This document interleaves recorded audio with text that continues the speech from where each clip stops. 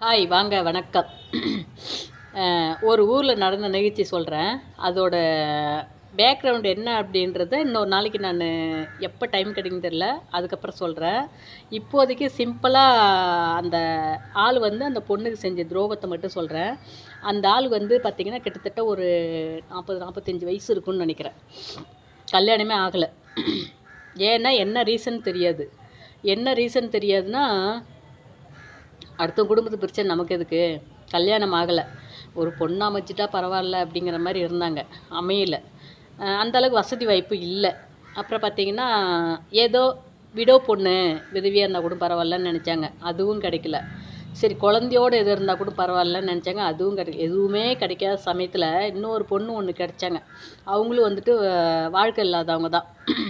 அவங்கள கல்யாணம் முடித்தாங்க. அவங்கள கல்யாணம் முடிச்சுட்டு ஒரு நம்பிக்கையை கொடுத்துட்டாங்க. அதாவது அந்த பொண்ணு என்ன சொல்லியிருக்குன்னா, நான் ஏற்கனவே வாழ்க்கையை இழந்துட்டேன், ரொம்ப கஷ்டப்பட்டுருக்கேன், எல்லாருமே என்னை முதுகில் குத்துற மாரி என்னோடய வாழ்க்கையில் எல்லாமே செஞ்சிட்டாங்க.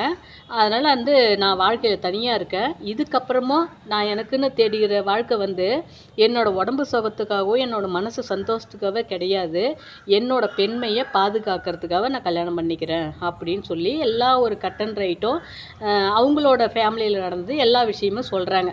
சொல்லிவிட்டு அந்த ஆளுக்கு சரின்னு பட்டிருக்குது. அவங்களோட ஃபேமிலியில் உண்மையான ரீசன் என்னன்றதை சொல்லலை. அந்த ஆளோட ரீசன் என்னன்றதை சொல்லலை. ஆனால் வாக்குறுதி மட்டும் கொடுத்துட்டாரு. உனக்கு ஏற்கனவே வாழ்க்கையில் நீ பாதிக்கப்பட்டிருக்க, அந்த பாதிப்பை நான் கொடுக்க மாட்டேன் அப்படின்னு சொல்லி வாக்குறுதி கொடுத்துருக்கா. அப்படி கொடுத்துட்டு உடனே இந்த ஆளுக்கு பார்த்திங்கன்னா 2-3 பொம்பளைங்களோட தொடர்பு இருந்திருக்க மாட்டேங்குது. அந்த ஆள் அதெல்லாம் சொல்லலை.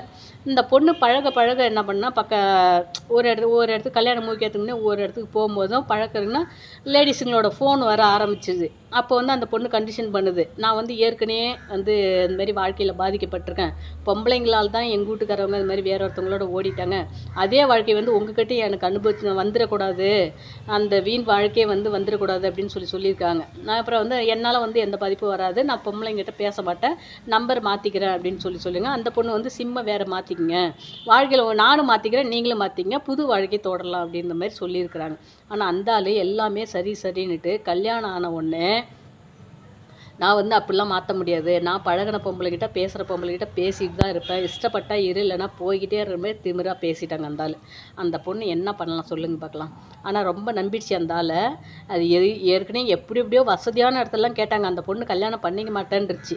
இந்த ஆள் நீ உனக்கு ஏற்ற மாரி நான் நடந்துக்கிறேன், நம்பிக்கையாக இருக்கிறேன்னு சொன்ன ஒரே காரணத்துக்காக தான் கல்யாணம் பண்ணிக்கிச்சு.